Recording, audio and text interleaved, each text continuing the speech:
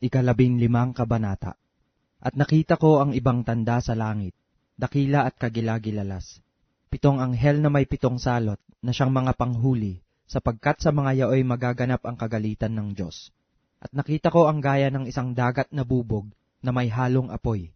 At yaong nangagtagumpay sa hayop at sa kanyang larawan at sa bilang ng kanyang pangalan, ay nangakatayo sa tabi ng dagat na bubog na may mga alpa ng Diyos.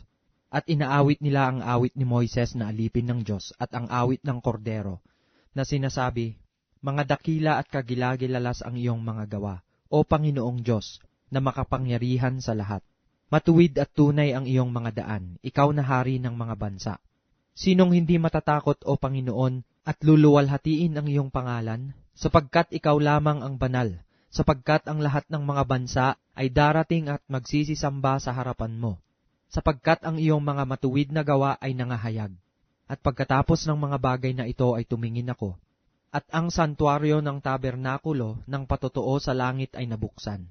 At sa santuaryo ay nagsilabas ang 7 anghel na may 7 salot, na nararamtan ng mahalagang bato, tunay at makintab, at nangabibigkisan ng gintong pamigkis ang kanilang mga dibdib.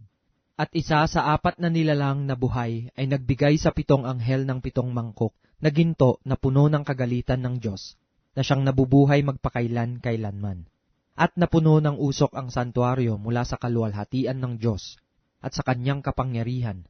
At sino man ay hindi nakapasok sa santuaryo hanggang sa matapos ang 7 salot ng 7 anghel.